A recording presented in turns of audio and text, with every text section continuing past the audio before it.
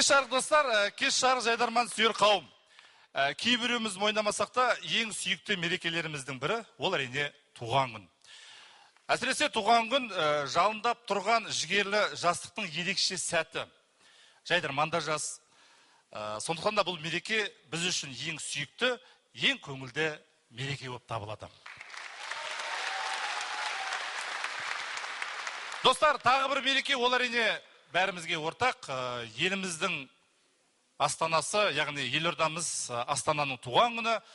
Бүгінгі ойының тақырыбы да осыны сұрап тұрғандай. Туған күніңмен Астана, туған күніңмен Жайдарман.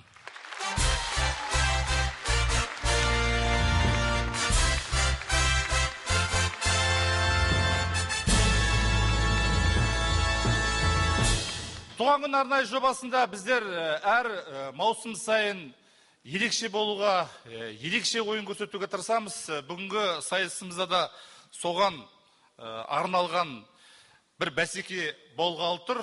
Оны ойын барысында өздеріңіз жақсылап бағалайсыздар. Әзірге сахнаға шығатын туған күн арнайы жобасына қатысатын топтарды бағалайтын қазір алқасымен таныс болыңыздар.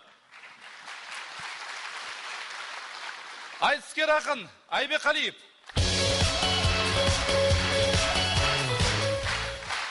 Астана көңілділер мен тапқыштар театрының директоры, Жайдарман мақтанышы Қабатов Тұрсынбек.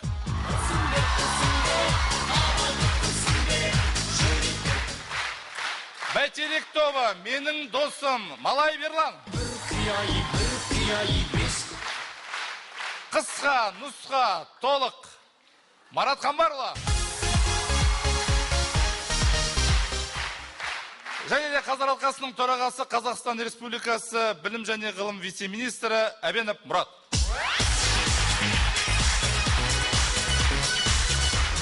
Жалпы Жайдарманда көбінесе кездесетін сайыстар ол әрине сәлемдесу, көрініс, жалпы бірнеше сайыстар бар.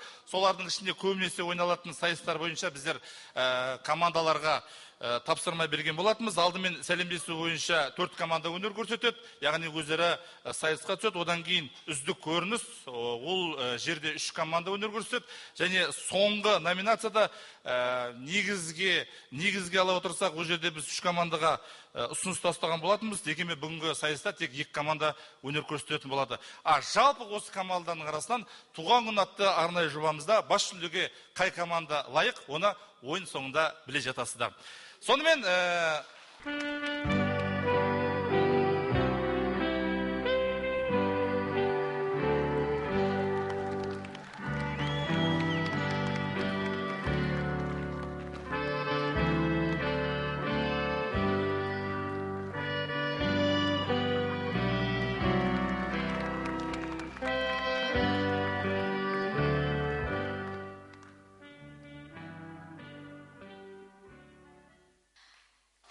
Happy birthday to you. Happy birthday to you. Happy birthday, Mr. President. Happy birthday to you.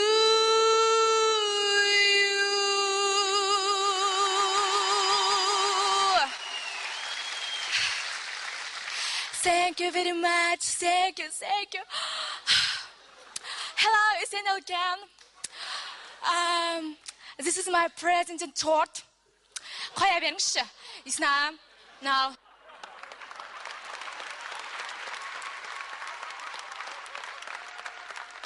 Иснам, туған күніңіз құтты болсын. Енді туған күнде ең жақсы сыйлық, ол қолдан жасалған сыйлық дейді. Сондықтан қыз басымен торт пісіре алмағандығымнан картоннан торт жасап сізге сыйлық әкелдім. Сондықтан да енді ішіңізде тілеп жүрген арман тілегіңізді ішіңізден тілеп, мұны шырақты өшіріңіз. Кәнекей бәріміз бірге қолдаймыз. 1, 2, 3.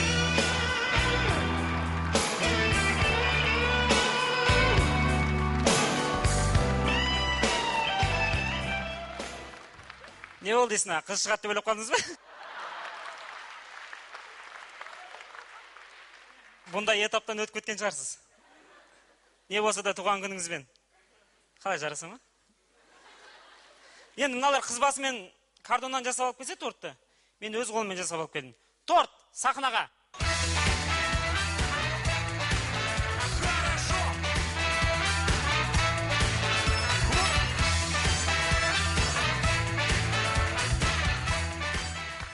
Есін аға,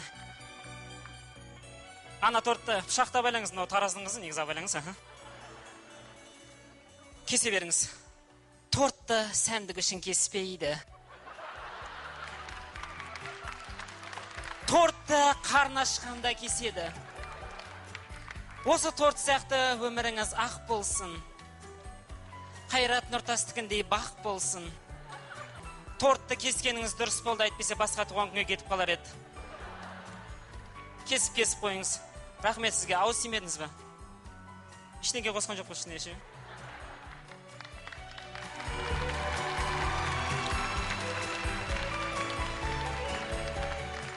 Рахмет, қошеметтеп қойыңыздар.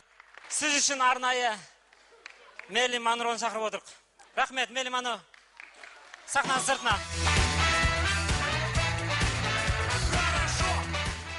Қымбат достар, біз бұл кешке негізі шақырусыз келген қонақпыз. Бізді шақырған жоқ.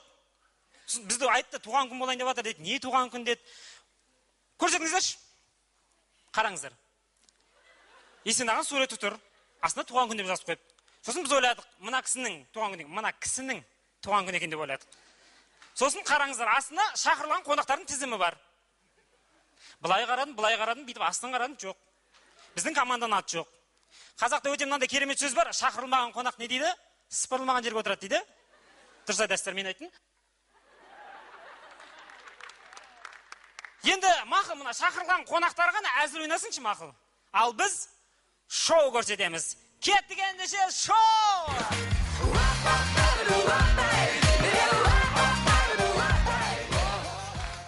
Қымбатты достар, Астананың туған күніне шетелден жұлдыздар шақырылған болатын.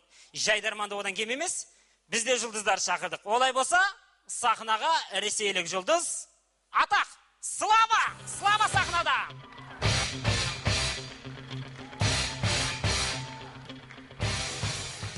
Слава 1980 жылы 15 мамырда дүниеге келген.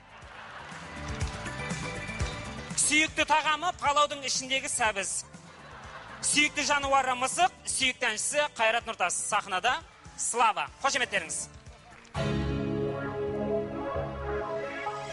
Мәскеу Астана бар екен ұшағы, пойызбенен келдім, арнайы шақырды мені. 4 күн жол жүрді. Темір жол вокзалы мені күтіп алды. Жігіттер әдемі, жайдарманның жұлдыздары. Мен қайта келді, жайдарманға әкелді. Өлең айтып қинады, сахнаға шығарды. Алтай жайына қалды, енді қалай қайтамын. Рахмет, өшіп тасаңыздар, рахмет. Қош келдіңіз, Слава. Слава? Атақ деп айта береге, бізде ұлттық арна, сондықтан атақ деп айтайын. Атақ, қош келдіңіз. Жаңа айтып отырсыз, ұшақ емес, пойызбен келдім деп. Пласкартпен келдіңіз бе, купемен келдіңіз бе? Пласкарт? Пласкартпен, жолдан келатқан кезде балық алдыңыз ба? Я. Алдыңыз ба? Анда қарай өте беріңіздер, жігіт пен қыздар сіздерге дәріхананың қайда екенін көрсетіп берсін. Рахмет, атаққа қошемет деп қойыңыздар.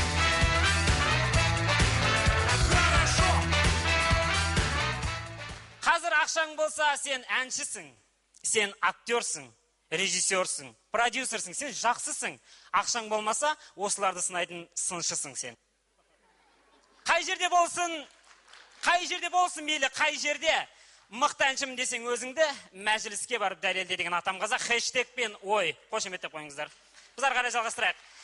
Кешіміздің тағы да көркін қыздыратын ресейлік жұлдыз сахнада шырша.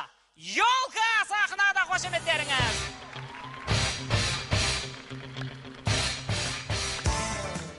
Ёлка 1982 жылы 2 шілдеде дүниеге келген. бойы 165, салмағы 53, аяғының размері 42.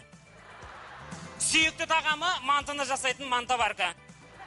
Сүйікті жануары мысық. Сүйікті әншісі Қайрат Нұртас.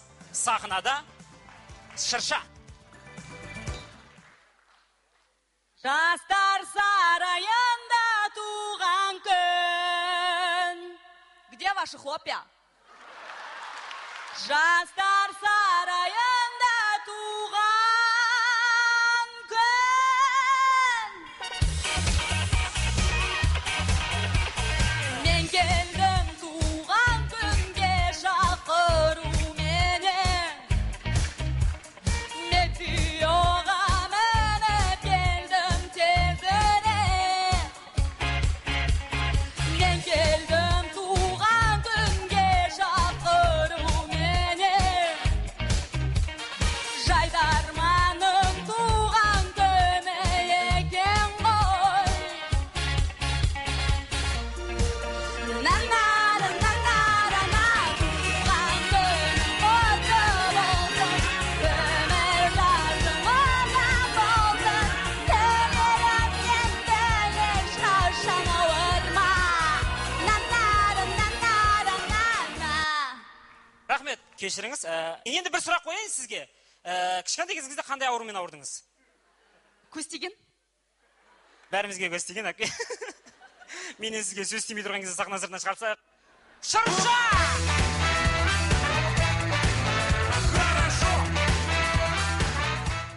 Еркек семірсе есек, әйел семірсе төсек, әншілер семірсе өсек дейтін болдық қазір, я. Олай болса, бүгінгі кешке қатысқан барлық жұлдыздарды ортаға шақырамыз. Қошеметтепті!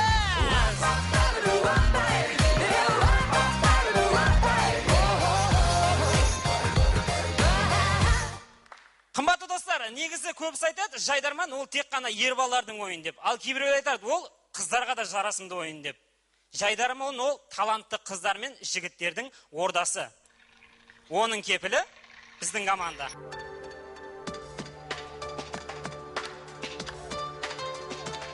Қыздар, о, жүрген қандайсыңдар, сүйранып жігіттен қалмайсыңдар. Неге олай, жайдарманда болай, оу. Айтайын ешінші жеңдеші сырымызды, жүрсіңдер кінәлі бекерге бізді, жалған шығар мүмкін, ойланшы жігітті.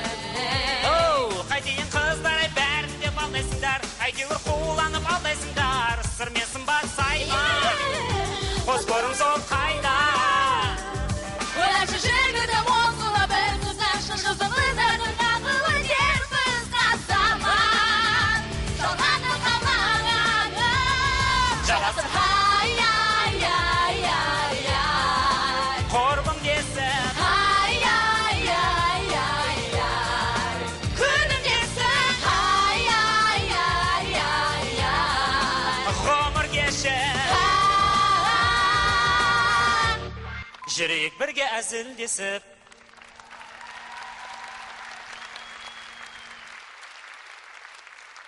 Есен аға, бұның бәрі сіз үшін, жайдарман үшін. Демеушіміз болашақ, үйлеріңізге айтып барыңыздар, мыналар шоу жасады деп. Рахмет сіздерге.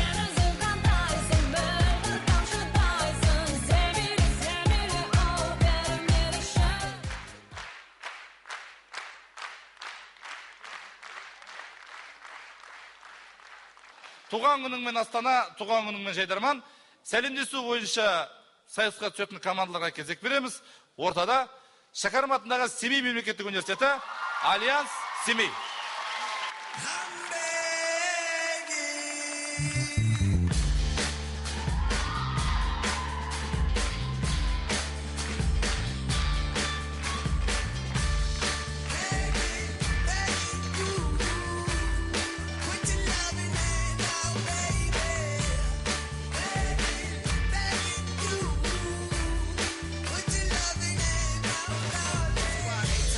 Let me go.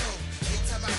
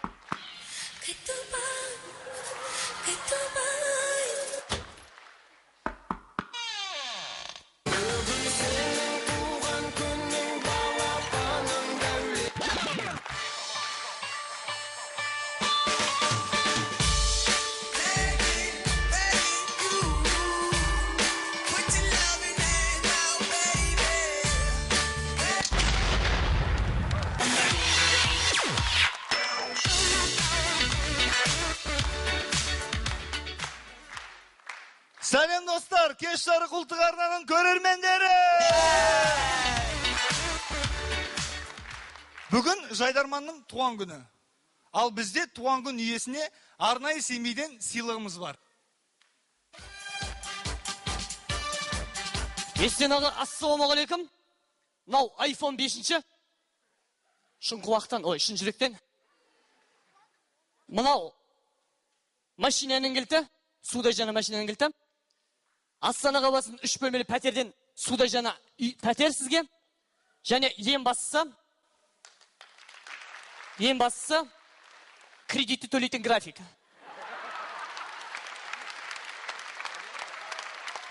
Әр айдың 29 күні 86 мыңнан төлеп отырасыз. Қалтасынан көк тиын шығармай сыйлық жасайтын семейліктер, біз бастаймыз!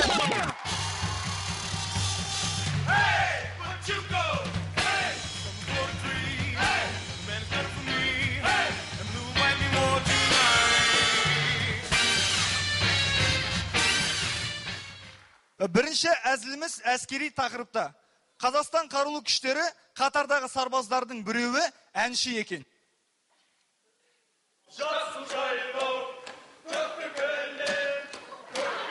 Алайын қошаметені жастарға да көндір екен екен.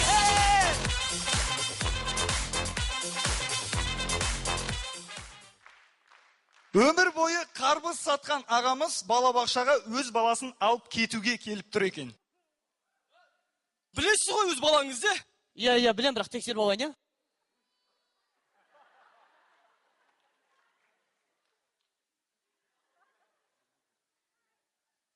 Осы ма?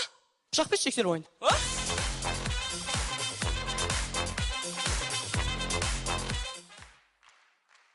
Қазақстанның мұнайы. Қазақстанның мұнайы үйіміздегі қымбат тәтті кәмпиттер сияқты. Тек қана қонақтарға арналған.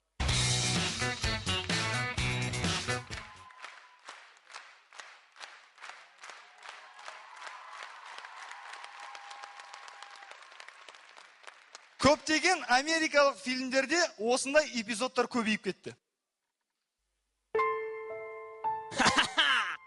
Ұсталдыңдар ма? Біз сендерді мафияларды 3 жыл бойы аңдыдық. Сол 3 жыл бойы сендерді мафияларды ұстауға көмектескен біздің агент Джонни. Біз оған ақша төледік. Рахмет саған, Джонни, тұра бер.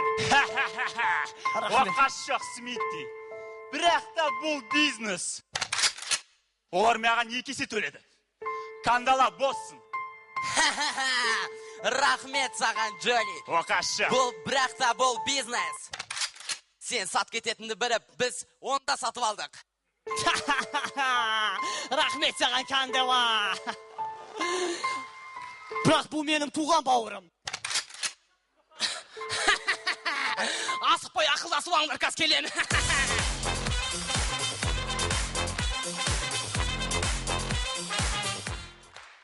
Солтүстік Қазақстан.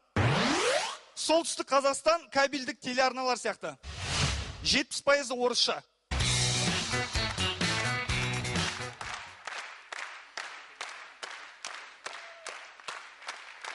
Қарапайым отбасы таңертеңгі сағат 9. Алло? Алло, сәлеметсіз апай, Ершатты бола ма екен? Ершатты қазір я шақырам. Ершат сені шақырып отыр. Жоқ деш. Ұйықтап отырмын ғой, жоқ деш деймін. Дархан жаңағына шығып кетті. Негізі апай, біз Ершатпен келісіп едік бүгін таңертеңге. Келісік деп отыр ғой бүгін таңертеңге. Түф, анашым, ұйықтап отырмын ғой, жоқ деш енді. Дархан жаңағына есік жабылды міне. Жарайды, жақсы болыңыз. Аха, жарайды. Сендерде шешелеріңді осылай өтірік шығып. Бар енді аш есікті. Дарханың кеп тұрған шығар. Кім бұл? Әй, қарыз қайтар мен ғой көріш. Жоқ та, жынсың ғой, жоқ.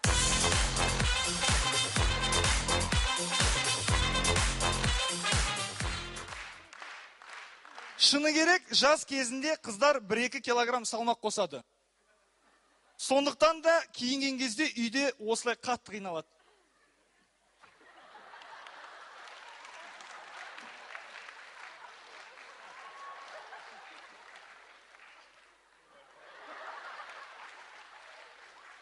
Индира, көмектесші! Ерке, ержан өзіме сыймай жатыр. Вау, Альянс семей. Жалғастырамыз.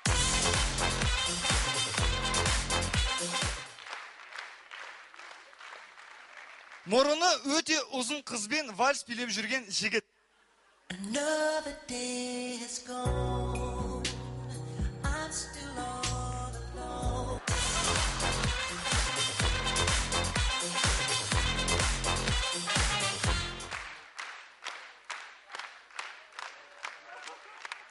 Бала кезде аналарымыз дүкенге жібергенде осындай жағдайлар басымыздан өткен. Апай, сәлеметсіз бе? Нан бере сабасыз ба? Нан? Қатты емес жұмсағынан беріш. Кеше анам қатты нан беріп қой деп ұрысты маған. Ой, ят болды. Міне, жұмсақтан бүгін ғана келді. Рахмет апай, сосын тоқаш бере салыңызшы. Тоқашында қаттысынан емес жұмсағынан беріш. Кеше анам ұрысқан. Жарайды. Міне, жұмсақ тоқаш міне. Рахмет. Сосын шұжық бере салыңызшы. Шұжық дейсің ба? Шұжықтың саған қатысы керек па, әлде жұмсағы керек па? Білмеймін, сұрақ келеші апай. Мен сұрақ келем, бала қойым. Айналай. Апай, сұрақ келдім. Анам айтады, жұмсағынан берсін дейді. Шұжықтың жұмсағы, е? Шұжықтың жұмсағының саған халал керек па, әлде пісірілгені керек па? Білмеймін, апай, сұрақ келеші қазір. Сұрақ келе ғой, араға. Апай, анам үйде жоқ екен, әкемді алып келдім. Сәлеметсіз, сіздің ұлыңыз ба? Білмей сұрақ білеші.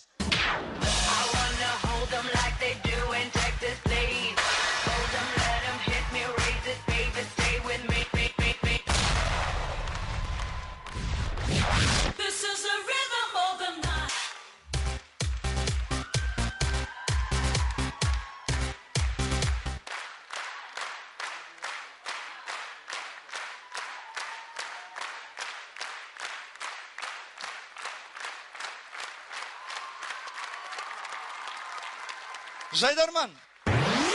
Жайдарман әліппе сияқты. Көп нәрселерге үйретеді, әр бетін ашқан сайын қызықты. Сіздермен болған Альянс командасы арнайы Семейден. Туған күн құтты болсын.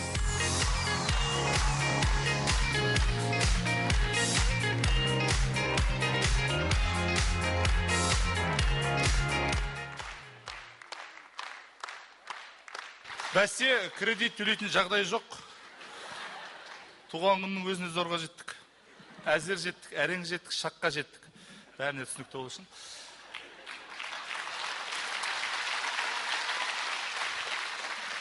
Былтырғы маусымда үздік сәлемдесу номинациясы бойынша жүлделі бас жүлдені жеңіп алған Барыстар Ақтау.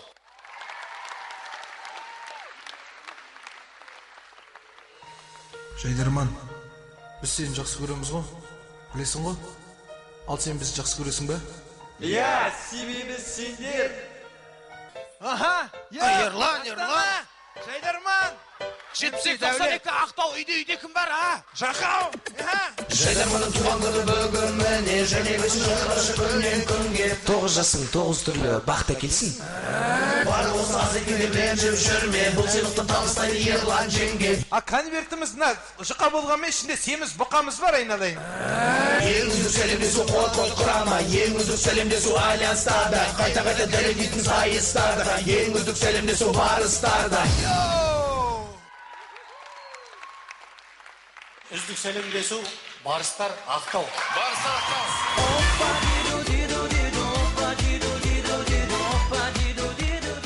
Туған күнді сылтау қылып, шын мәнінде жарысуға келіп отырған Барыстар Ақтау. Біз бастаймыз! Қазақ шалдары етке!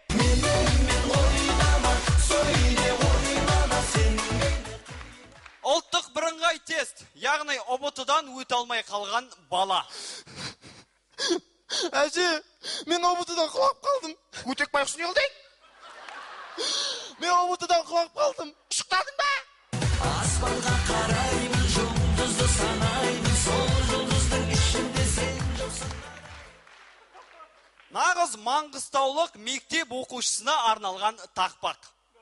Мектебің мынау классың, осында 10 жыл тұрасың, қытай қандай өкіресің, нән болып шығасың. Мен ойнама, сөйле ойнама, сен мені қинама, жаным. 30 жыл бойы бір әнді айтып келген қойшы. Саумал бұллақ балдай дәрім салқын самал баурайлар енді бәріміз бірге. Таялаған беу туған жер, сағындырған саржайлауы.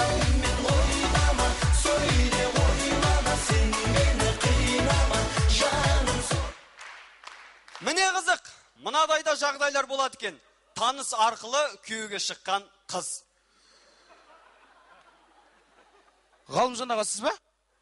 Иә, мен. Жаңа Айша апа жіберіп еді. Айгүлсің ба?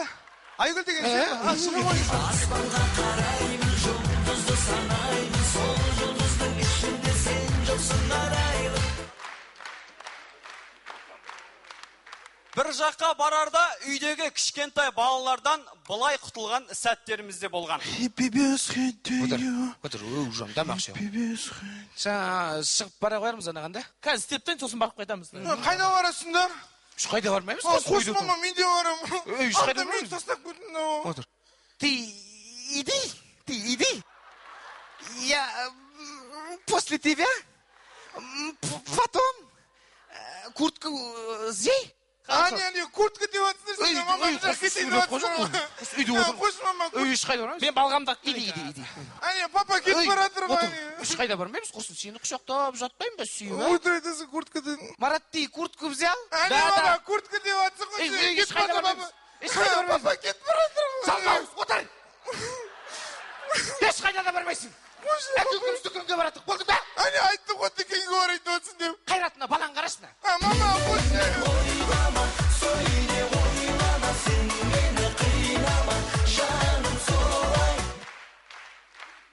Бұрын соңды қазақ халқында болып көрмеген бір түрлі тергеу. Сен куәгерсің ғой? Иә, куәгермін. Қылмыскер қандай киімде бол? Ақ киімді. Денесі қалай бұлай? Денелі. Сақал мұрты бар ма? Ақ сақалды. Көзі көре ма? Соқыр. Сөйлей алам өзі? Мылқау. Сірә біреу тани ма? Танымас, тірі жанды. Үсті басы қандай? Ақ қырау. Түсі қандай? Суық. Басқан жер сықырлап келіп қалды ма? Иә. Абайды көре ғой. Аспанға қараймын, жұлдызды санаймын, сол жұлдыздың ішінде сен жоқсың арайлы.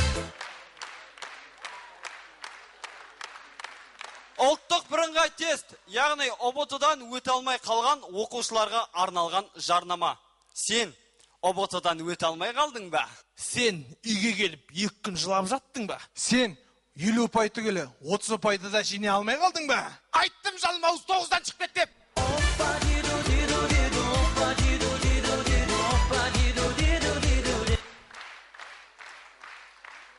Біз қазақ халқы сыншыл халықпыз. Сонымен көреміз, сынсыз, мінсіз өткен тойдан шығып келе жатырған екі апамыз.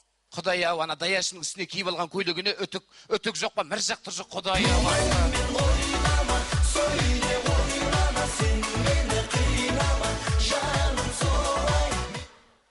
Ымға түсінбеген дымға да түсінбейді. Алғашқы рет айтысқа келіп отырған арқасы бар ақын. Ай, бәрекелді. Беуде шіркін. Алқалы жұртым аман ба, амандық сөзі сағанда, амандасып алайын оңайда болсын ма. Ай, бәрекелді. Қошеш жағай. Ұялмайсың ба, даптардай басың мен. Қызбадың қадың ба? Жарайды, шабыттанып кетіп атқан мәрі. Тарта бер. Жарайды, кешірес сен. Болды аға, қой. Арқам қозып кететін бар. Тарта бер. Беуде. Бәрекелді. Алқалы жұртым аман ба, Жібер! амандық сөзі саған. Ай, бастады. Аға, қошеш бір емес, екі емес. Ай, жарайды, жақсы. Тіпті адам құрлы көрмедің қадың. Жақсы, айта бер, кешіріс қаным. Қозып кетіп атпай, шабыттан. Айтпай. Айта бер. Алқалы жұртым аман ба, амандық сөзі сағанда, амандасып алайын оңайда болсын бағанда. Осы ғой айта алмай отқан Ай, осы ма? Ай, домбырамен татсай. Ай, домбырамен айтшы, домбырамен. Ай, бір рет айтшы, өтініші, тыңдай кенді. Бір айында чапыттанып атын мен. Соңғы рет айтам. Бір рет, тарт. Ай, бәрекелді.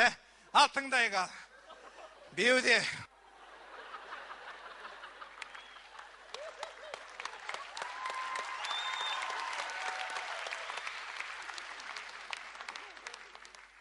Ал, жақсы ал, баста. Келді. Айтпаймын, айтпаймын. Аспанға қараймын, жұлдызды санаймын, сол жұлдыздың ішінде сен жоқсың арайлым, арманы талаймын, бағыма балаймын. Қымбат достар, бүгін біз ең үздік сәлемдесудің кубогын аламыз. Оған сенімдіміз, дәлеліміз де бар. Үш уақытта сәлемдесуде жеңілмепті. Тек қана әр сайыста алғашқы орында болыпты. Жайдарманың туған күнің құтты болсын ағайын. Рахмет. Бүгін сенің туған күнің, балапаным дәулетім, өмір гүлім сені бүгін. Рахмет, және сәлемдесу бойынша соңғы команда Қорқыт құрамасы Қызылорда. Намысын бермеу үшін жатқа қолдан, арулар аз болды ма атқа қонған, көңілде қалғансыз бар өткен күннен, өмірде қалған із бар ақтабаннан, көңілде қалғансыз бар өткен күннен, өмірде қалған із бар ақтабаннан. Жасырмай айтар болсам жан сырымды, тағдырым қарауылға.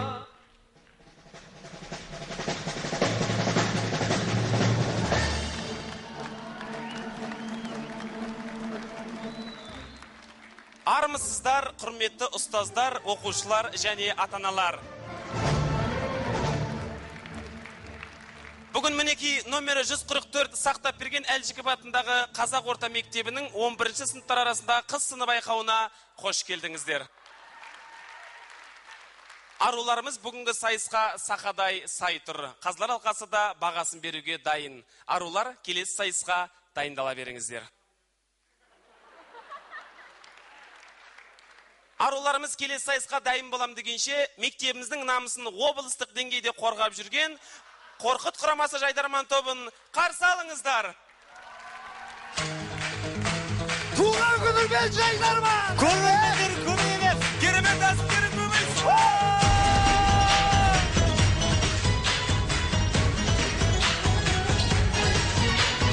Туған күнің құтты болсын бүгін Жайдарман.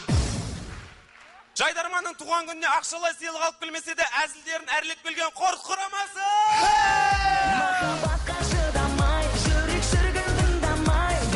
Қымбатты достар, үйренген әзіл ойнамаққа жақсыз деген әдеттегідей балықтардың әңгімесі. Ақбал, қалайсың? Жақсы, шорта өзің. Сен тойға барды деп естідім. Той тоймады, майда шабақтар жеп кетті бәрін.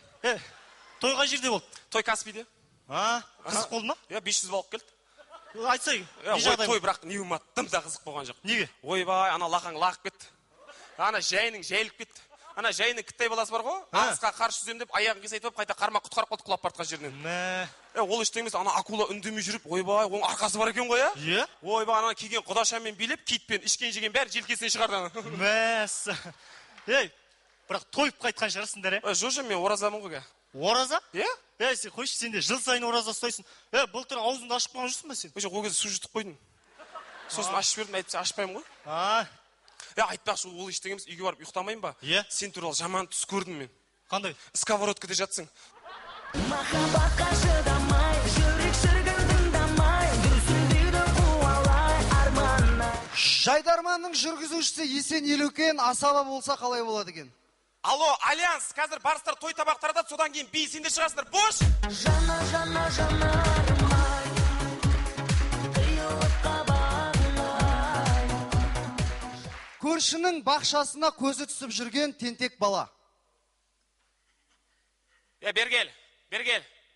Там тұрын Бергел, Байшырақтың баласысың ғой сен. Бері қара, тығылма. Не істеп жүрсің сен, біздің қорада не ұрлап жүрсің? Ұрлаған жүрген жоқпын. Мен көріп тұрмын ғой, терезеден не ұрлап жүрсің біздің қорада? Ұрлаған жоқпын, апай. Ұрладың ғой, көріп тұрмын. Ұрлаған жоқпыз ғой, жіберсеңші. Мен саған қашан қайтам біздің қорада? Жіберші, апай. Мен саған қашан Жіберші, апай. Мен саған қашан қайтам біздің қорадан ештеңе алма деп, алма дедім ба, алма түсінің ба? Алма ғана ғой алғанбыз. Мен саған алма дедім ба, алма жолама біздің қораға түсінің ба? Мен сенге көкіңе апарам, жүрші. Қойшы. Аяқтан шалма, жамбасқа жоқ бірден айтайын. Жүрші, мен сенге көкіңе апарам, жүр. Ойбай, ішім. Ойбай, ішім ай. Ойбай. Менен емес шығар. Ойбайшым. Ойбайшым.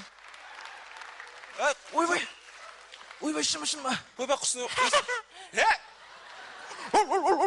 Апай жібере салшы. Бәсе. Махаббатқа шыдамай, жүрек шіркін тыңдамай, дүрсіл дейді қуалай, арманай.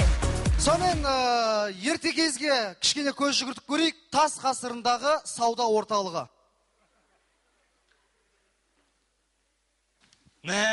Жаңада үңгір ашылды. Қой. Кіріп шығайықта. Саламатсыздар ма? Біздің тас шатырға қош келдіңіздер. Мына жақта жапырақ. Бізге жаңадан жапырақтар келіп жатыр, көріңіздер. Жапырақтар жайқалып тұр ғой. Бір жапырақтан кие болмаймыз ба? Саған жапырақ алу керек. Тізесі шығып кетті мына. Жапырақ демекші, бір жапырақ қаншадан?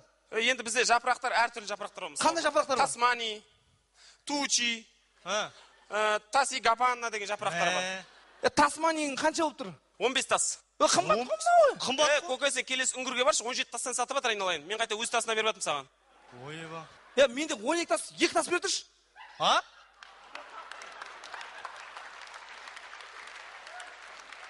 Өзіме керек қой. Бере тұрса 2 тасы. Қайтарда таксимен қайтам деп алып шыққаным ба? Жынды ма? Тас ғасырында нең такси? Жарайды. Сенен аяғамды динозавр жесін. Қылдың? Жігіттер, ірі тасқа майда бар ма? Жоқ, бізде шебін ғана. Анан алатын болдым мен. Аласың ба? Аламыз. Аха, 15 тас сол өз бағасында әдем келді. Ертең келіп алып кетем ғой. Аха, айтпақшы ке, біраз пілден кейін тағы да келсіңдерші. Не болады? Бізге қыстық жапырақтар келеді, начосымен. Шынай күнтем көдіңді хоппа, түня хоппа, тұтты лумя, твады үнгін тады, депесі қаталын тады. Мінеке, достар,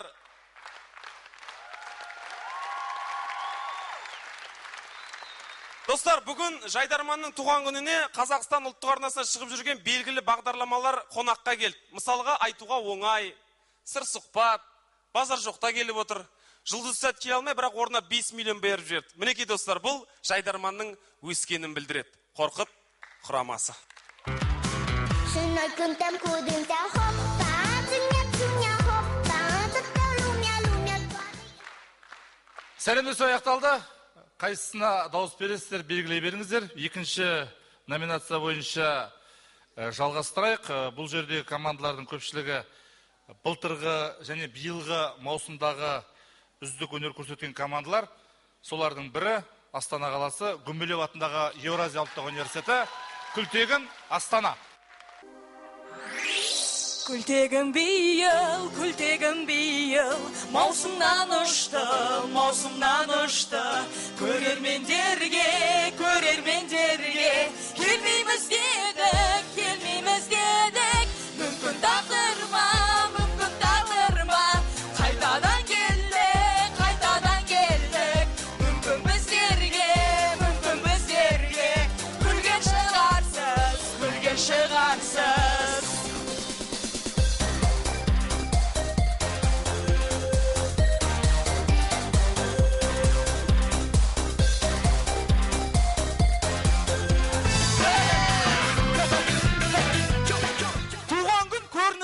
Бұл көріністі жақсы ойнау үшін бізге мықты актерлер қажет.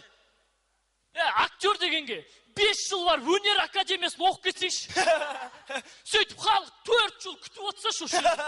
Сөйтсе шетте тұрып, мен кетіп қалсамшы.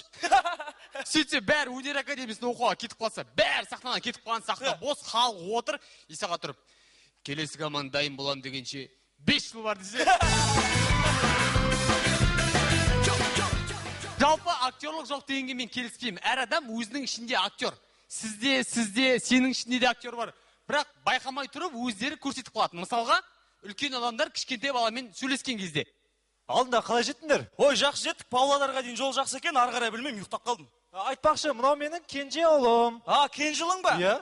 Атың кім? Актер. Менің атым Наурызхан. Қойшы, олай айтпайды. Оны қойшы, әкелеріміз үйде жатады. Ештеңеде шаруасы жоқ, бәрібір оларға. Сөйтіп қонақ келгенде бірден отағасы болып кетеді ғой. Анан жөндемейсіңдер ма? Анан бүйтпейсің ба? Су қайда? Сосын өмірі кірмейтін ас үйге көріп, сорпаның дәмін көріп жүреді ғой. жігіттер, актерлық шеберліктің байқалмай көрінетін жері ол ауыл. Андай ауылда әжелеріміз болады ғой, барлығының мазасын алатын. Ай, шырақтарым, ана сарайды жапсаңдаршы, ана сиырды саусаңдаршы, мына қораның аузы ашық жатыр. Осы үйде мен болмасам жұмысты ешкім істемейді, ай, не болып кетті? Жоқ, қонақ келеді да. Әже, жағдайыңыз қалай десеші? Ойбай, көзім ауырып, сол бұрынғыдай емес. Мынандай болады. Екі дос сөйлесіп тұрады ғой бір-бірімен. Кәдімгі жақын дос. Bir кезде телефон шалып қалады. Телефон шалып қалған кезде арқасы қосып кетті, актерлар қосып кетті. Құрдас телефон соқсаңыз да. Қалайсыңдар? Соны бірдеңе. Алады да. Жасылды бастым да, иә дедім. Қалай сенің жағдайың, тақылдай ма таңдайың?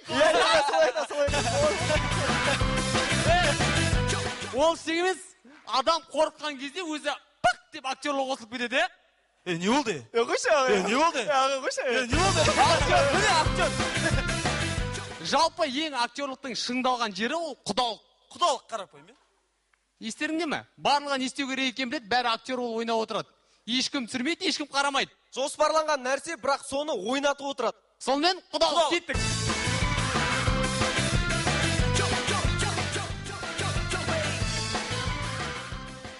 Ассалаумағалейкум. Құдайы қонақ едік қой. Қара, құдайы қонақ едік дейді. Екеуі костюм киіп алған. Бірдей қызыл ленті тағып алған, қара. Ол істегемес, олар сыртта жүрген адамдар ғой. Мұныларды қарасаш. Үйде отыр. Шай ішінде отыр, барлығы костюм киіп алған. Мынау тракторист өмірі костюм кимеген. Сосын тұрады да, бастау деп айту керек. Ал, құдай қонақ болып келіп қалыппыз енді. Ал онда төрге отырып шай ішкен жатқанбыз. Шайды қара. Күндізгі сағат 12, мынандай шай ішем, адамдар дастархан жайнап тұр да. Жоқ, барлығы костюм киіп шай ішетін болсашы. Жоқ.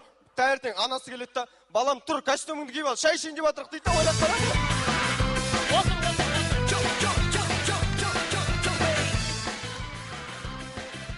Сосын бір қызға мына кісі тракторист қой.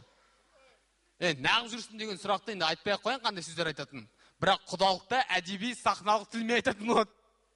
Иә, жөндеріңізді айтып отырыңыздар. Не бұйымтаймен келдіңіз? Ол іштеңе. Бұл да қалмай тұр ғой, дәл солай жауап қатады. Енді бұйымтай деп жатсыздар, бұйымтайымызды айтып қалайық. Бізде ұл бар, сіздерде қыз бар демекші. Бұл да бірдеңе тығады. Қай қыз? Актер өзінің 3 қызы бар. Біреуі 27-те күйеуге шығып кеткен. Біреуі 3-те, біреуі 20-да. Қайсы болуы мүмкін? 3-теге құда түсуге келіп отырсашы. Жоқ, 3-тегі қызыңызға құда түсіп келіп отыр еді екен. Қыз бітіп қалама деп қорқып жүрік дейді да, ойлап қара. Сол ортаншы қызыңыз ғой, ортаншы, иә. Жақсы, онда таныс отырайық. Қай жақтан боласыздар? Ой, қақтан болады дейсіз, сол баяғы шырайлы Астанадан. Астана дейсіз бе? Иә, Астана. Ой, Астана демекші өткенде Астанаға бардық. Сөйт вокзалдан түстік. Көкшетау дейді. Өй, мен Астанаға келдім ғой енді. Бір қызға үлкен кісілер күлкілі әзіл айтса, оны бірнеше рет қайталайды. Көкшетау емес, Астана деді ғой. Бірақ екінші рет күлкі ондай қатты болмайды. Ол іштіңі 3-ші рет айтқанда қызық болады. Иә, 3-ші рет айтқанда тек қана сыйластығы үшін ғана күлетіндер мен қарызы бар адамдар күледі. Көкшетау емес, Астана дегенсің ғой. Қараңыздар, осы кезде қазақтың іш тарылығы басталады.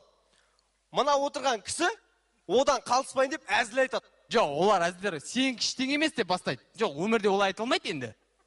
Ой, сіздікі іштең емес қой. Вокзалда деген не шығады? Ана вокзалдың алдында пәтер деп жүреді ғой. Өткенде вокзалдың алдында тұрсам, пәтер дейді. Өй ғой, өзімнің үйім бар дедім.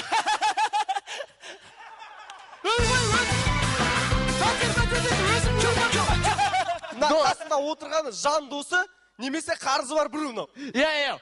Содан кейін театрда сахна болса, құдалықтың сахнасы болады. Ол әрине құдалық өтіп жатқан бөлме. Бұл жерге шейін адам болып келеді, бұдан кейін актер болып бастайды. Көрейік. Ана шайдың астын қосын бұтпаңдар. Ана аузын жабасыңдар ма, жоқ па, күні кешке дейін жылайды да жүреді. Сәлеметсіздер ме? Қалдарыңыз қалай, шай ішіп отырыңыздар? Актер! Шай ішіңіздер. Шай ішіңіз дегенде бір адам әрқашанда ерекшеленгісі келеді. Маған бір кофе болса.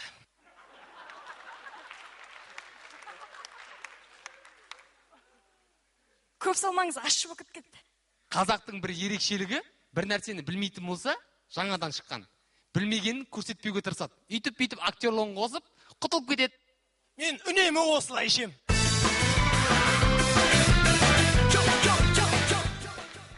Айтпақшы, шай демекші қант бересіз ба? Мә, үстелде қант жоқ. Кімнің кінәсі? Келіннің кінәсі. Келін өзінің барлық актерлығын қосып, бірдеңе етіп құтылып кету керек. Біздің үйде шайды қантсыз ішеді. Айтпақшы, мынаған қант бар ма? Қант дейсіңдер ме? Балалар жіберейін онда, бар. Отағасы оянды, отағасы актер. Біз жаңадан бері бірінші басты рөлдегі актерларды қарап отырық, екінші рөлдегі актерді қарасаңыз.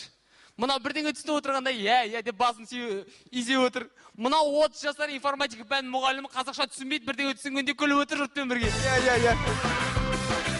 Театрдағы сияқты кішкентай актерларда болады, мысалға, құдалықта. Бірақ олар қай жерде ойнау керек екенін біледі, қонақтардың қасында.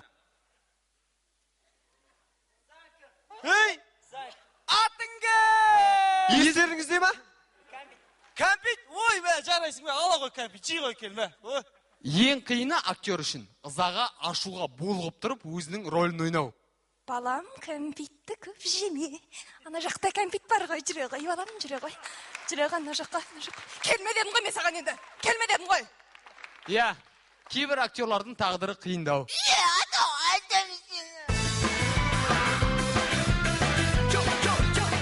Құлап аяғына ұртып алған сияқты.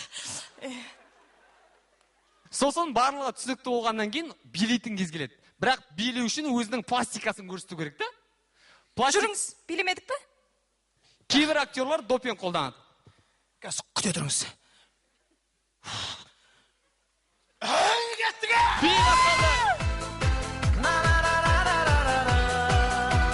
Қасет. Мен саған тағы бір актерларды айтайын. Оларға мән бермесең, олар ешқашан актерлік шеберлігін қоспайды. Дұрыс бермейді, мысалға мынау.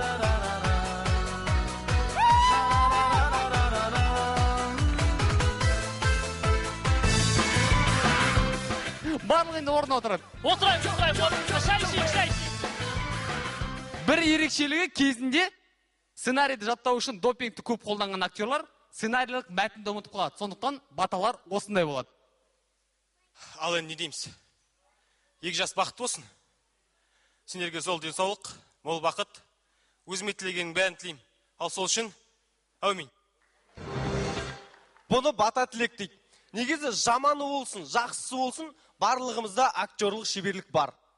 Бір өкініштісі, осы актерлардың барлығы ешқашанда Оскар ала алмайды.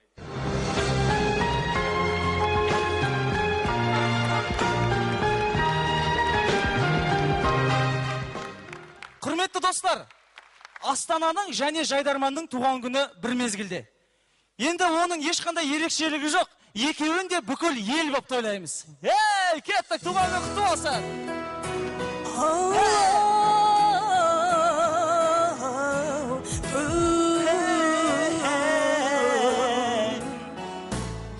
Алталаштың елі талантқа толы.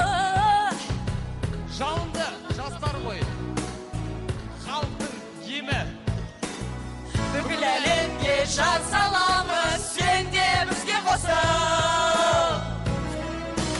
Елдің ертеңі болар Жайдарманның ұландары.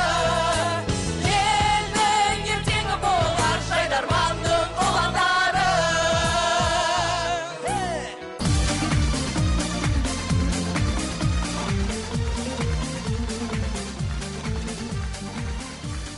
Бәрекелді қымбатты достар, осы өнер көрсеткен 5 команданың барлығы дерлік жоғары лигада ойнаған командалар. Ал келесі команда биылғы маусымда алғаш рет жоғары лигаға шығып, өздерінің сәтті өнерлерімен жартылай финалға жолдама алған. Қарсы алыңыздар, Қаныш Сәтпаев атындағы Қазақ ұлттық техникалық университеті, Жаснар, Алматы.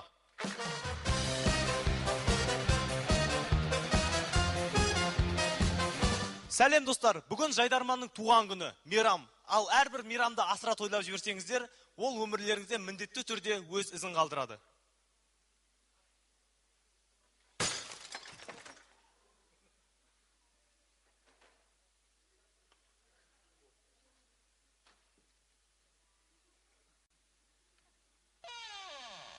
көреміз.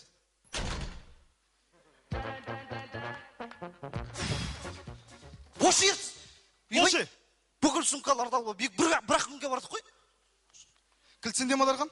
Мен де ашып тұрмын ғой, сен кіріп тұрсың ғой. Кір. Өзім кіріп тұрмын ғой. Айбай, мұнда неме ат жарыс болған ба?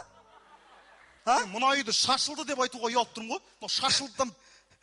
Менде бір идея бар. Қандай? Қазір. Енді? Мистер Пропер келеді қазір. Не істейді ол? Үй жинайды. Дархан әзілді қойшысың ба? Үй шашылып жатыр, көрмейсің ба? Бақытсыз Жамал қайда? Бақытсыз Жамал. Бақытсыз Жамал. Бақытсыз Жамал. Ертіс, не істеп отырсың? Бақытсыз Жамал жоқ. Сен не, кітаптың ішінен іздейсің ба, Ертіс? Одан да ақша тықтым десе ішіне, Иә, Бақытсыз Жамалдың ішіне ақша тыққам. Жоқ. Бақытсыз Жамалдың ақшаң тауып бақыт өкеткен шығар. Сен басын істемейді, көксерекке тық қойсын, қасқырға ақша не керек? Әзіл деген қойшы, Дархан. Ақшаң жоғалды ма? Үй шашылып жатыр. Үйге ұрылар түскен.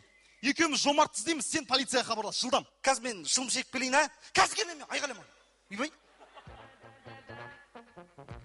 Ассалаумағалейкум, көріс, қалайсыз? Жағдайыңыз жақсы ма? Туған күніңіз болып, жақында естіп жатырық. Жақсы өткізіпсіз. Суыңыздан ішіп тұрайын кішкене.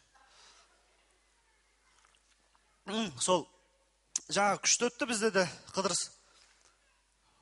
Ой, бұл аға, сөйлей алмай қапсыз ғой, жатсаңызшы болды ғой.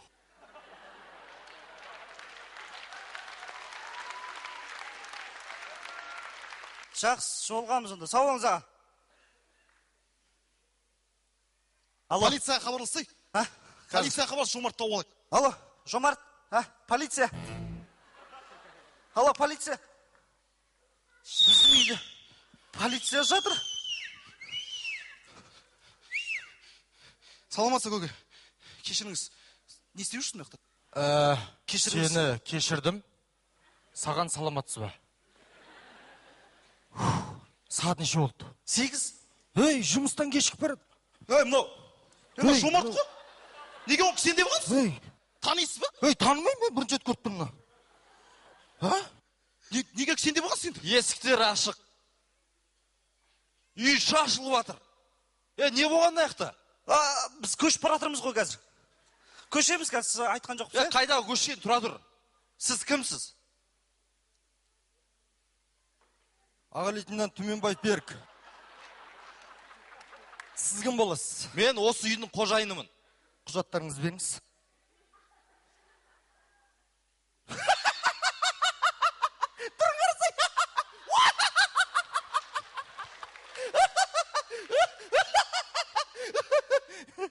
Бәрі дұрыс. Жігіттер, айтсам сенбейсіңдер. Ана жақта ас үйде біреу балық аулап отыр. Ертіс, сен бүйтіп әзілдемей қойшы. Дархан әзілдесе күлетін ем. Сен үйтіп әзілдемей қой, түсіндің ба? Жүзуде жарыс болып отыр десейсің. Айтсай, жүрсей бассейнге түсіп қайтақ, су жылы ма? Дархан әзілдеуді қойшы дейм. Үйге ұрылар түскен қалай түсінбесіңдер, қожайын келіп тұр. Есіме түсті. Кеше көршілерден арыз түскен сендерге. Шулайды, балалар көп деді ма? Аға, қай көршіден? Оң жақ көрші ма, сол жақ көрші ма? Жоқ, сол жақ көрші ма, оң жақ көрші ғой. Жоқ, сол жақ көрші ма, оң жақ көрші ма? Оң жақ көрші. Оң жақ көрші ма, сол жақ көрші ма? Айқайламаңыз. Сол жақ көрші ма, оң жақ көрші ма? Оң жақ көрші. Көршілер қалайсыңдар? Айдос қалайсың? Қалайсың? Ертіс, кеше сенен бір қарызға ақша алып едім. Рахмет көп. Қайдан алдың? Жомарт берді ғой кеше. Үйлер шашылып отыр кәдімгідей, не болғаны? Өзіміз түсінбей жатыр, Айдос. Жомарт тоятшы. Жомарт тұр. Тұр, Не қып шашып атсың? Жомарт, кеше түнде үйде не болды? Түнде? Түнде. Кеше Жайдарман туған күн болды. Сөйтіп сендер үйде жоқсыңдар? Достарымды шақырдым. Содан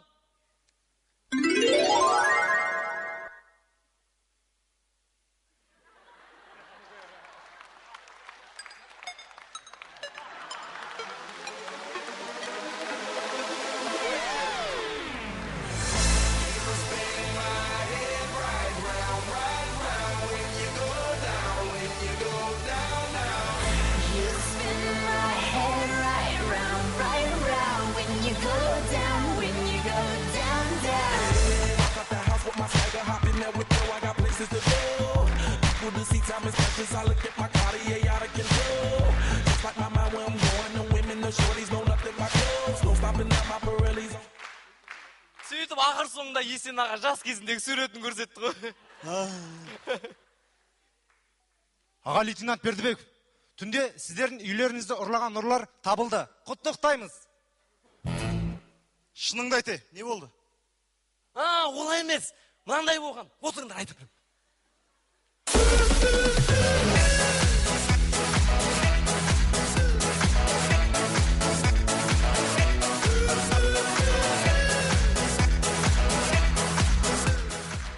Құрметті көрермендер, бүгін Жайдарманның туған күні, біздің туған күніміз.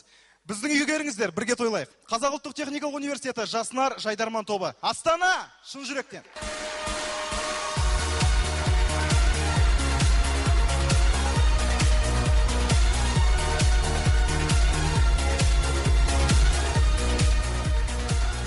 Жалғастырайық.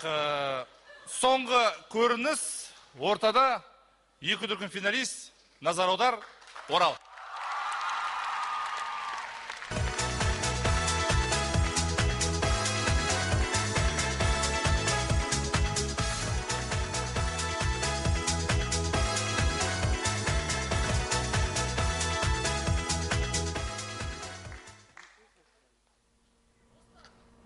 Жайдарманның туған күні. Сонымен қатар біздің Саматтың да туған күні. Бүгін сенің туған күнің, балапаным дәулетім. Өмір гүлім сені бүгін құттықтаймын. Әулетің. Қыздар қайда? Қыздар да келді. Қазір мен қыздар да білем. Қыздар да білет, мен де білем.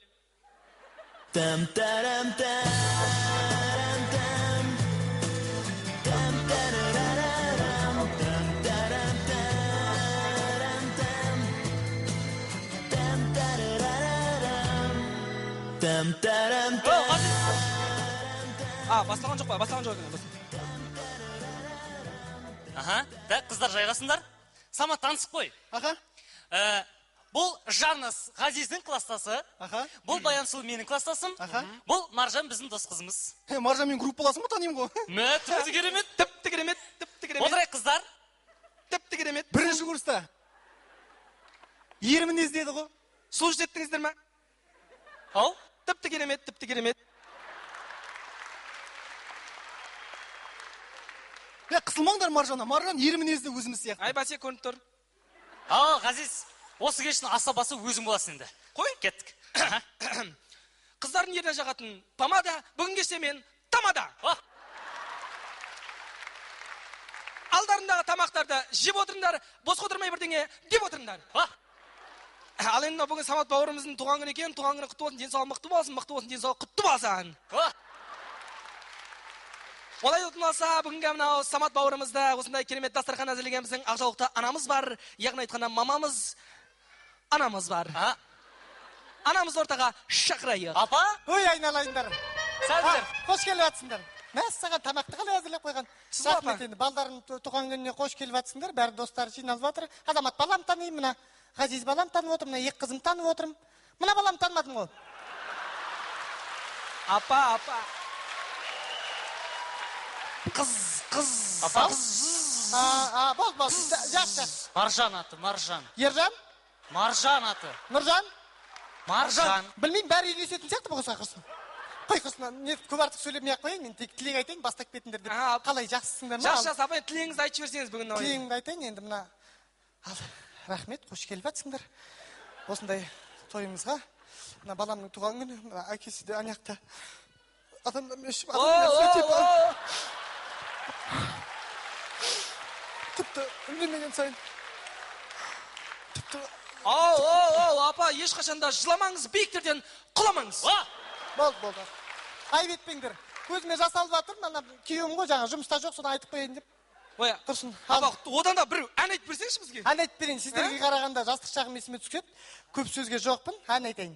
Балауса қыз едің бұл кезде, шашыңа ақтан тек байлаған, өзгеріп кетіпсің бұл күніде.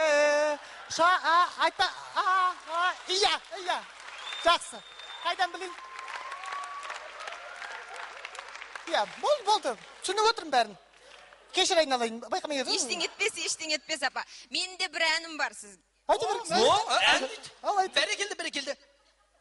Ақ шашты көрдім апа маңдайыңнан.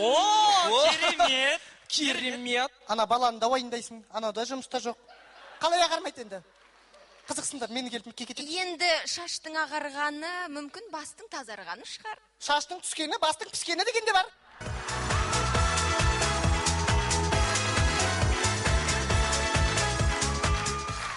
Ау!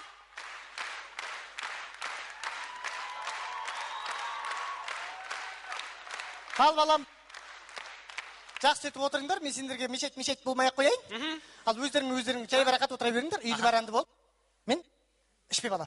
Көзіме қара бала. Жо. Апа ішпейміз. Ән көңілдің ажары, апан жаққа бара беріңіз. Ал жақсы. Жігіттер, бүгін туған күн. Ал енді Самат деген. Шығамын. Мен шығамын. Өзі балам туған күні мен құттықтаймын. Бақытты болыңдар. Теледидар. Аға, сол. Маржан. Шіркін лайф сол. Өзім сеніп тұрмын. Маржан, шаш кетті, шіркін лайф. Сол. Қалай шаш кетті, солай жоғарға кетті бірден. Сол. Біліп отырмын ба. Ана жұлдыз қасында кім бар? Сержан. Сержанға сәлем айт, Сержанға сәлем айт менен. Бірақ Сержанға сәлем айтпай қойшы. Сержан ұнамайды маған. Айтпыз Сержанға сәлем. Ренжіме, әкем ғой. Енді олай болса, мынау жақсы бір керемет кешімізді одан жалғастырайық. Мынау қазақта жақсы сөз бар ғой, мынау қына тасқап деді, мынау енді кешімізді осынау жалғастыра отырайық. Келесі бір ақ тілектің кезегін осы Самат бауырымызды сыйлап келіп жатқан біздің досымыз Саматтың группаласы сонау алыстан келіп жатқан, қаяқтан келіп жатыр? Алыстан келіп жатырған Маржан сөйлесін. Маржан? Тұрып сөйлейін. Маржан, айта беріңіз. Самат, туған күнің құтты болсын. Енді айтады ғой, алтын басты еркектен, жоқ, алтын басты әйелден бақа басты еркек артық дейді. Сен сияқты жігіттеріміздің басы аман болсын. Осындай дастарханда бас қосып отыра берейін. Не олды келең бас туралы айтып кеттің? Жақсы. Жақсы кетіп жатыр, бас аман болсын де, бастық бол де, бекшіндардың басынан көрін деп айтып жатыр. Жақсы кетіп жатыр. Жақсы екен. Қобалжып тұрмын. Қобалжымаңыз. Сыйлығыңызды өзім берейін бе, сіз бересіз? Енді мен ойладым. Бізбен жағаласып, айнаға қазір көп қарайтын болдыңдар ғой енді. Сосын әкелген. Қараш, Самат не екен? Айна мен тарақ. Өзіне пайда қаспай қаласын, бай әкеліп жайын болсын.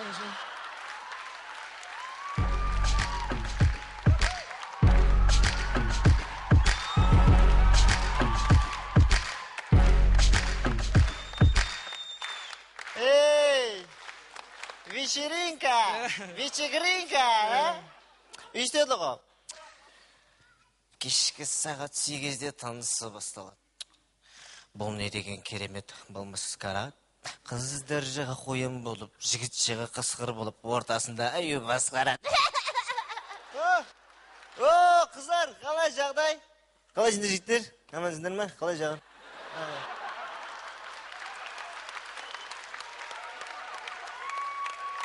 Енді Самат ренжімеймін, кешіп қалматыр. Көп сөз ба енді тосымды айтып жүйейін. Енді Самат біріншіден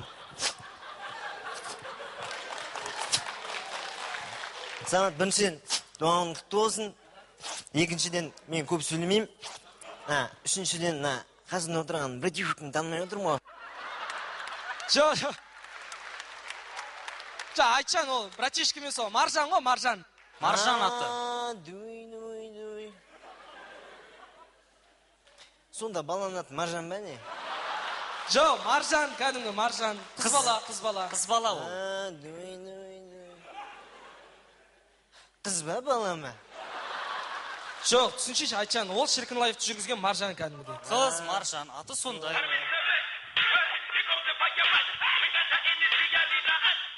Дүді? Қайда, қайырде, қашан, не секундтан кейін? 25 жас? Құрдастар болды. Жаңа қазір барам. Самат, ренжіме, мен ашық батырмын. Жақсы. На мой братишка, сені түсіне алмай қойдым бүгін.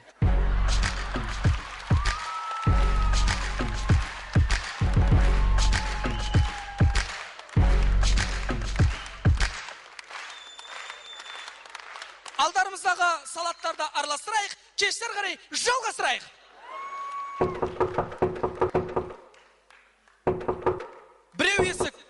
Біреу есік қағып тұр.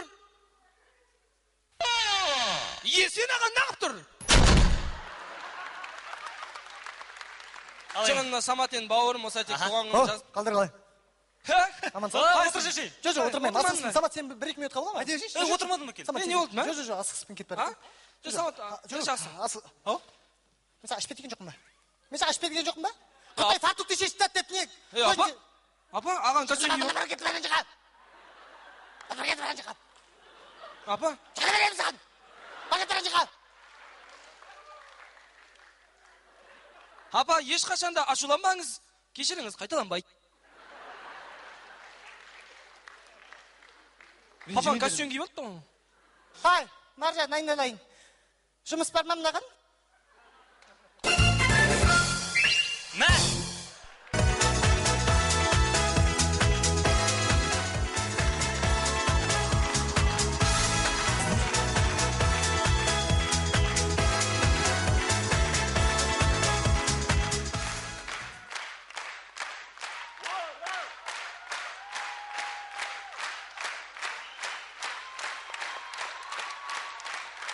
Достар, жалпы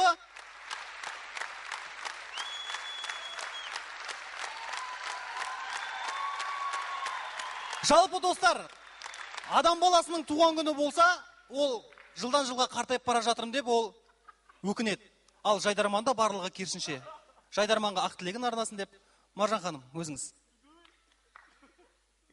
Есен мырза, туған күн құтты болсын. Жайдарман осындай жадыраңқы жүзбен күлімдеп жүретін жас жігіттердің басы аман болсын.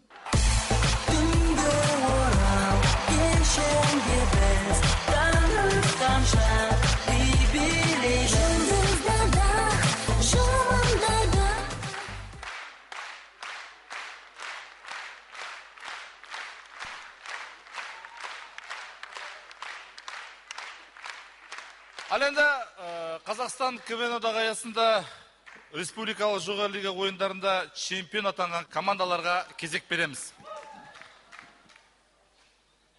2012 жылғы республикалық жоғары лига ойындарының чемпиондары Экспресс, Ақтөбе.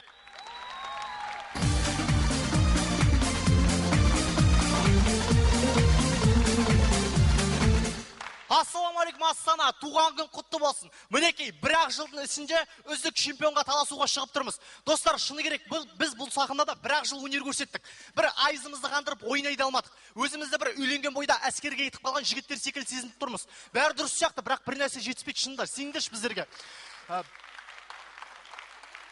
Бүгінгі ойынға біз 6 ай үзілістен кейін сахнаға шығып тұрмыз. Достар, шыны керек, өте қатты қобалжып тұрмыз. Тіпті қобалжығанымыз қаттылығы соншалық, қазір осы тұрғанда сөзімізді ұмытып тұрмыз. Бірақ та тіл байлығымыздың арқасында сіздерге оны білдіртпей, беймарал сіздермен сұхбаттасып тұрған адам секілді тұрмыз. Есіме түсті. Астананың туған күні ол Жайдарманның туған күні. Сондықтан міне бүгін үздік чемпионды анықтайтын уақыт келді. Біздің қарсыластарымыз кім? Демеушіміз болашақ. Марат, қашан айтам, қарсылас ол тойтарыс бере алатын адам. Қатысушы мен қарсылас шатастырма. Біздің қарсыластарымыз кім? Аралас. Шоумен алылмаймыз, әдемілікпен алылмаймыз, актерлық шеберлікпен де алылмаймыз. Сондықтан да мәтінге мән беру керек. Мәтінге жігіттер, мәтінге. Бүгін туған күн. Туған күнге сыйлықсыз келуге болмайды. Не сыйлаймыз? Мүмкін Жайдарманға 450 майшам бар, торт сыйлармыз. 450 майшамды қайдан аламыз? Семейде жарқын мәселесін реттеп қойған майшамдар босқа жатыр. Соларды қоя саламыз да. Тастас саясатыңды. Саясат саған Путиннің әйелі ме неше жыл бірге жүріп тастай салатын? Тастай алмаймын саясатты. Көке, жапшы аузыңды. Бүгін туған күн. Ең болмаса бүгін адам құсап ойнайықшы. Біз де жаспыз, бізге де қыз қарасын. Сенің кесірінен біздің ойынымызды я қыздар қарамайды, я жастар қарамайды. Не болды осы? Уайымдамаңдаршы, мен барлығын реттестіріп қойғанмын. Жаңа назар аударған жігіттер қайда? Ғазиз, Ақболат, келіңдерші бермен.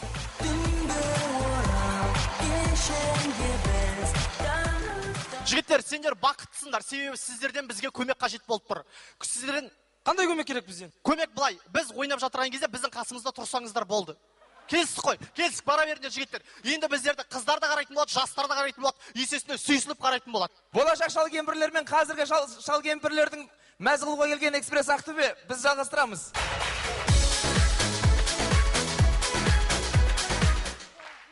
Жаз, түнгі серуендер, махаббат, романтика, осындай оқиға, қыз бен жігіт. Аспандағы айды көрдің бе, жаным? Я, көрдім. Анау тұрған жұлдыздарды көрдің бе, жаным? Көрдім, жаным. Енді нәпнен камазы қалай көрмей қалдың сен, а? Не мынау лабабо, не мынау фан? Не ойнамайсың ба сен адам?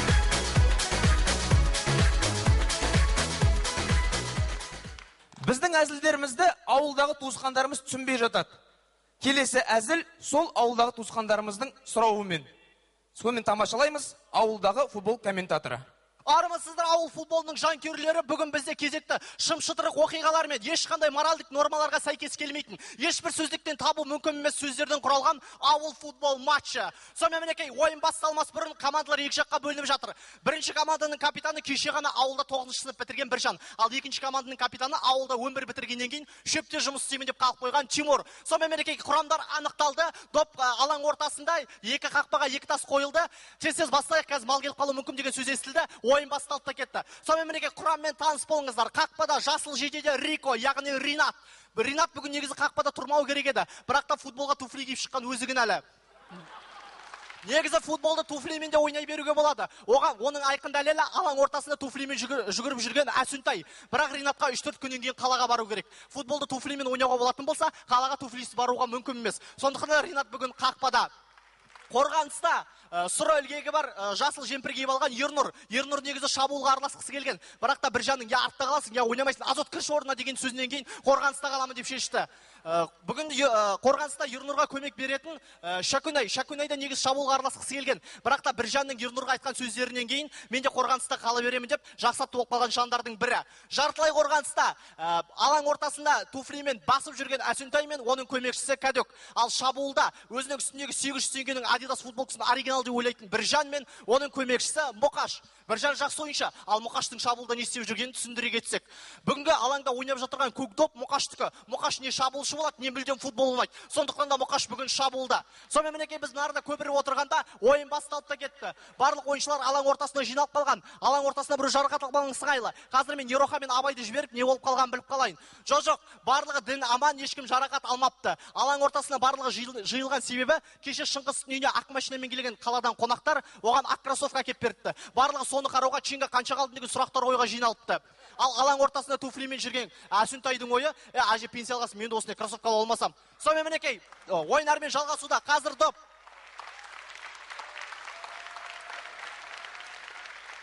Қазір доп Кәдөкте, Кәдөк Бақаға берді. Бақа қолапайстанып алға тепті. Алға бірінші ол жеткен допта Әсүнтай туфлимен қақпаға бағыттады. Және гол! Жарайсың Әсүнтай! Сонымен есепіне 38-де 47-ге жетті. Бұл енді ауыл футболы. Бұнда тастың жанымен өткен доптың барлығы гол болып саналады. Сонымен мінекей ойындармен жалғасуда. Қазір доп Біржанның інісі Айдосты. Айдос алға жүгіруде. Айдостың алдынан Қалдыбай шығып, оны шалып түсті. Айдос жерге құлап, тұра сала Қалдыбайдың жағасына жармасып, қолыңды балғамен ұрып алғанда ең бірінші аузыңа келетін сөздер жиынтығын қайталауда. Қалдыбайда қалысатын емес. Оған кен қарай тойтарыс беруде. Осы араға бірінші болып жеткен Кәдөк бүгінгі футболды аяқтайтын сөзді айтты. Ол сөз шығасың ба? Шығамын деген жауап естілді. Демек футбол аяқталды деген сөз.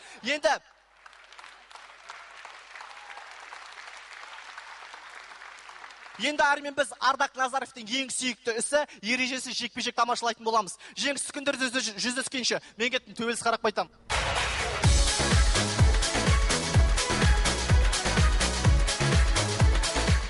Абай жолын жазып отырған Мұхтар Әуезовтің бөлмесіне Абай атамыздың әйелі Ділда кіріп келуде. Мұхтар, саған қашан қайтам, біреудің өміріне араласпа деп, кім жазып қойғансың? Әйгерім деген кім, Тоғжан деген кім? Айтшы.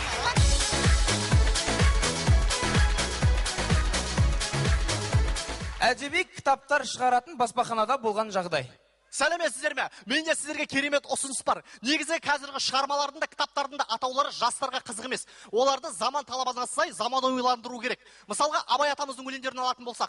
Сонда сіздің ойыңызша Абайдың өлеңдері қызық емес па? Жоқ, мен оны түсінемін. Абайдың өлеңдері қызық. Бірақ үйленбей жатып балалы болатындар оны түсіне қойсын ба? Олар кімдер тағы? Жастарды айтып жатырмын. Жарайды, тезірек ұсынысына баста. Жақсы ұсыныс. Олай болса, Абай атамыздың бірінші өлеңі күз. Сарбаздар мен күздің не қатысы бар? Енді күзде барлығын әскерге шақыртады ғой. Жарайды, келесі өлең Абай атамыздың өлеңі 8 аяқ. 8 аяққа Мессидің не қатысы бар? Бүкіл Европаның командалары қосылып, осы соққан гол соға алмай жүр. 8 аяққа мен немене енді? Түсіндім. Келесі. Мен түсіндім, білдім. Көзімнің қарасы ғой. Көзімнің қарасы. Жарайды, келесі. Тау көтерген толағай ғой. Жоқ, Абай өлеңдері әлі біткен жоқ. Бұл Абай атамыздың өлеңі қыс. Сізде Абайдан басқа бір өлеңдері бар ма? Әрине бар, келесі. Бір топ алма ағаштары, солай ғой? Жоқ, даңғын қайда төс көрілеген деп басталатын отырар туралы өлең. Отырарға iPhone 5-ің не қатысы бар? Енді екеуі де кішкентай ала алмай жүргеніме 6 ай болды. Оның үстіне әкем ұрсып жатыр. Осыны алғанша машина сата алмайсың ба деп. Жарайды, келесі. Бақытсыз жамал ғой. Бақытсыз жамалдар десе де болады. Дұрыс таптыңыз. Жарайды, келесі. Түсінбедім, бұл не? Бұл тіл туралы өлең. Саған тілін тегізсе төбелестім, қалсам да таяқ жеп тантығылдан деп басталады. Сен битесің. Дұрыс нәрсе айтасың, мына жерден кетесің. Жақсы, ашуланбаңыз. Соңғы сурет, дұрыстап мұқият назар аударыңыз. Түсінбедім, бұл не тағы? Әзілхан Нұршайықовтың махаббат қызық мол жылдар деген поэмасы. Құры, сен басын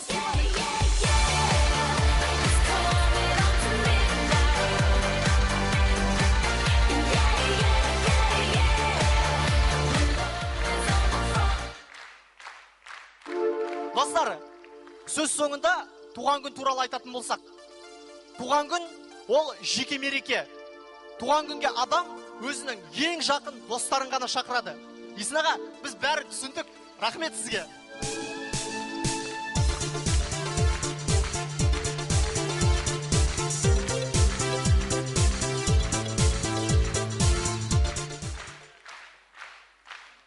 Ой, бәрекелді. Қымбат достар, бүгінгі сайысымыз Қазақстан Республикасы президентінің жанындағы жастар саясаты жөніндегі кеңестің қолдауымен өтіп жатыр. Биылғы жылы кеңеске 5 жыл толып жатыр. Бірнеше іс-шара өтпекші. Соның аясында осы жайдарман сайыстары. Және соңғы командаға кезек береміз. Қазақстан КВН-дағы 2011 жылғы чемпиондар. Аралас Арал, Қызылорда облысы.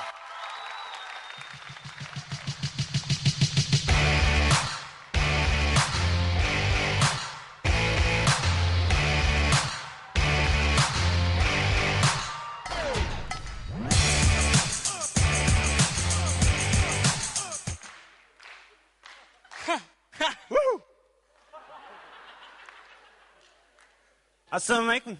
Ассалаумалейкум. Қалай амансыңдар ма? Амансыңдар ма? Ма? Іші. Исна, туған құтты болсын. Туған құтты болсын. Ауыр ма?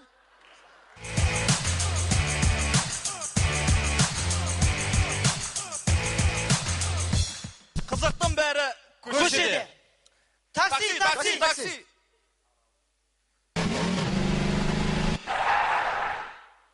Вокзал 500. Сыймайсыңдар ғой.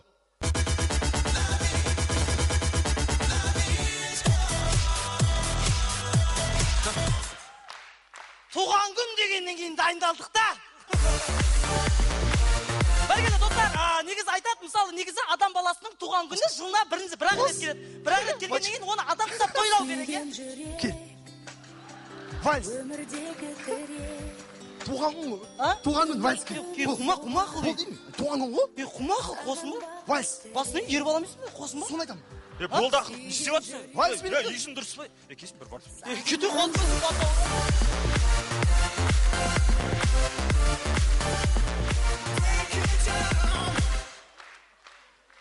Рахмет.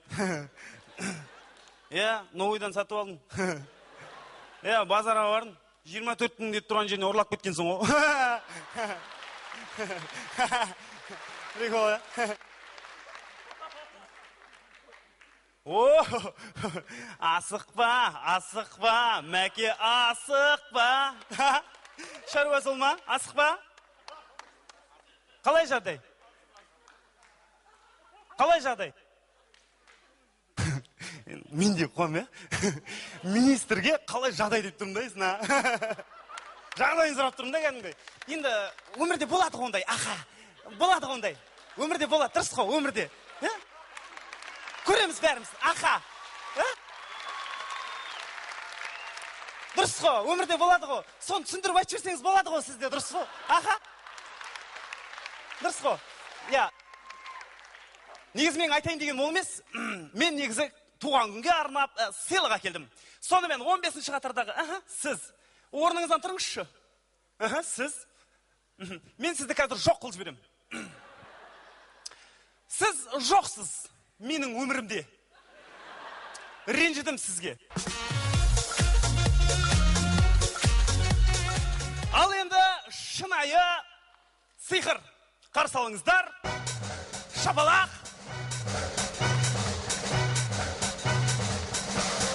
Кереметтей жігітті қазір мен аспанға ұшырып жоқ қылып жіберемін. Қарсы алыңыздар. Көріңіздер, жабамыз. Керемет, мінекей көріп тұрсыздар. Қазір бұны жабамыз. Аха. Енді бұл көкке самғайды. Кәлекей көтеріледі. Қазір жоғарыға самға.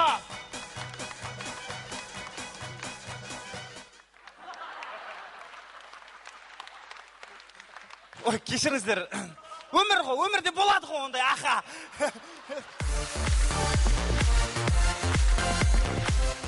Өмірде неше түрлі жағдай болады. Мысалы, ауылдың адамдары негізі қалаға 3-4 мақсатпен келуі мүмкін. Біреу қыдырып келуі мүмкін, біреу оқуға түсу үшін келуі мүмкін. Негізі қалада ауылдың адамын байқау өте оңай.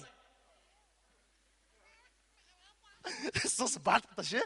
Бардық қой сосын бәрі саған. Оның бәрін сіз...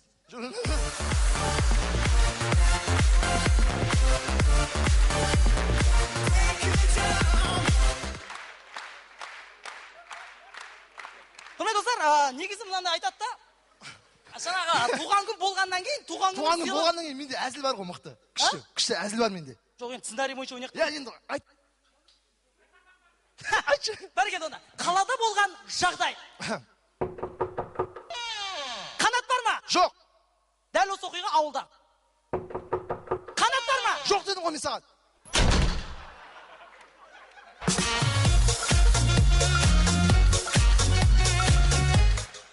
Бұл әзіл шына емес, бұл әшейін қиял ғана. Блатной мектеп өте жүріп қалған адамдардың мектебі. Салам алейкум, оқушылар. Отыра беріңдер. Так, тарих сабағы. Ақош орнынан тұрда, үй тапсырмасын айтсаш. Қазақ хандығы ғой. Қазақ хандығы қалай құрылды? Қалай құрылғанда былай құрылады ғой. И бір қазақ келетады ғой көшеде. И біреу соғып кетеді. Қараса жоңғар. Опа. Не дейді? Сөзге келіп қалады. Сөйтеді де барып балдарын жинайды. Талпамен талпа не шешеді? Не шешеді? Ештеңе шешпей. Жекпе-жек дейді ғой. Давай, жекпе-жек. Бізден Абылай шығады ғой. Аяқта қалдан серен шығады. Парта-пар төбелес болады. Опа. Абылай алып тастайды ғой. Базар жоқ. Сонымен хандық құрылды. Базар жоқ, отырсаң, бис. Әңгіме жоқ.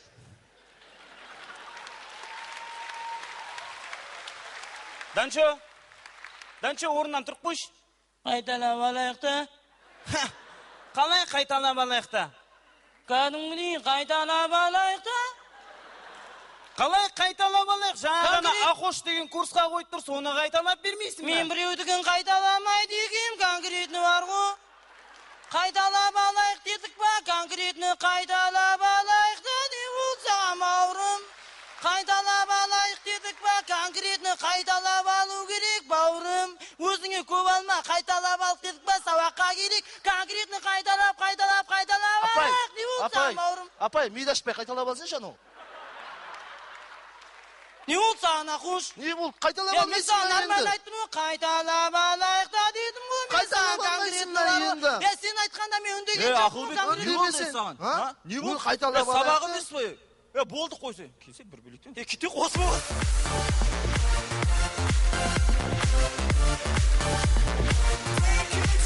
Бірге достар, сөз соңында кішкене шындық. Бірі білсе. Құрметті достар, негізі мынау 1921 жылы Волганың жағалауында Поволжьяда аштық болған. Сол кезде Ленин Арал қаласының балықшыларына хат жазған.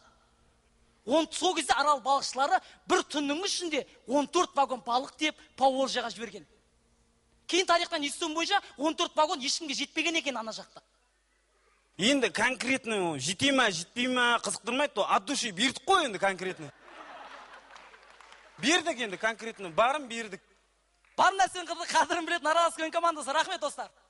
Дархан заман нұрымен жайна туған аралым, өскенімде көріп мен. Осымен сайысымыз аяғына жақындады. Қазір алқасы жиналып бүгінгі сайыс туралы шешіп алсаңыздар.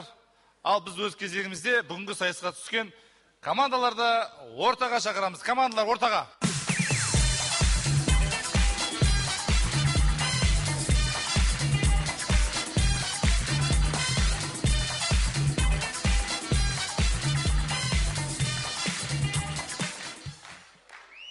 Құрметті қаздар алқасы, ортаға шығайық.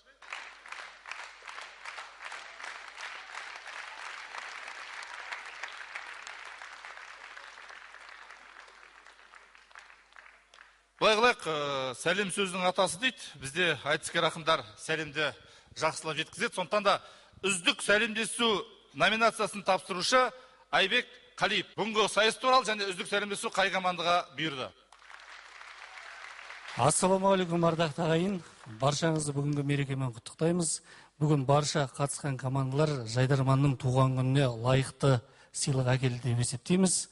Ал енді үздік сәлемдесу номинациясы бойынша Альянс Семей. Альянс Семей.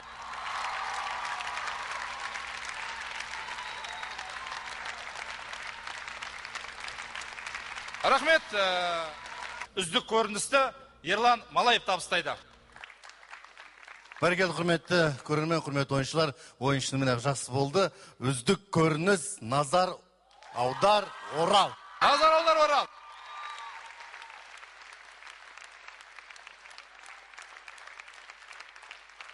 Ал енді келесі номинация үздіктің үздігі, яғни кезінде чемпион атанған Тұрсынбек Қабатов.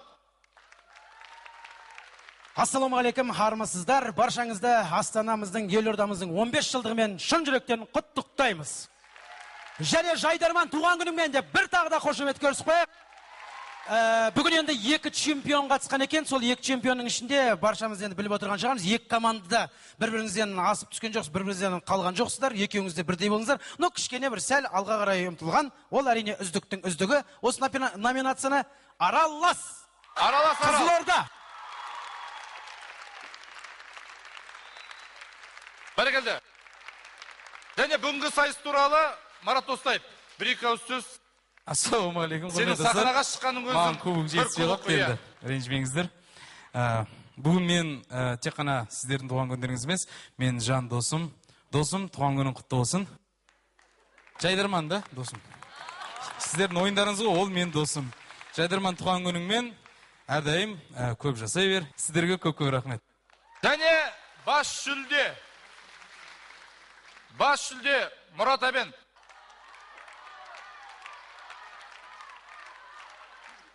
Ал енді ең бастысы бүгін Жайдарман туған күні, той боларынан болар іс қызық дейді. Біраз дайындық болды. Ең бірінші осы барлықтарыңызды осы мерекемен құттықтағым келеді. Екіншісі, Есен Елеукен осы жақсы жобаны қанша жылдан бері жүргізіп, осы үлкен жетістікке жетіп жүрген Есенді құттықтағым келеді. Ал енді бүгін осы бас жүлде бір ауыздан. Ешқандай басқа идея болған жоқ. Альянс Семей.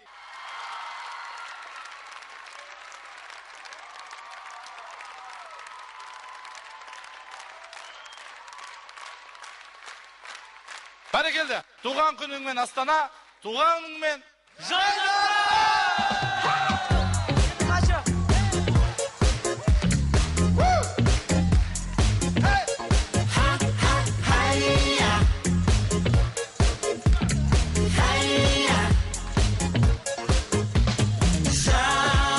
Жайдарманның әлемі ғажайып, құшағын жайып, сізді көтерер шаттық оттың шақайып. Билейміз, билейміз, билейміз бірге, билейміз, билейміз, билейміз күнде, көктемде де күзде де көңілсіз жүрме.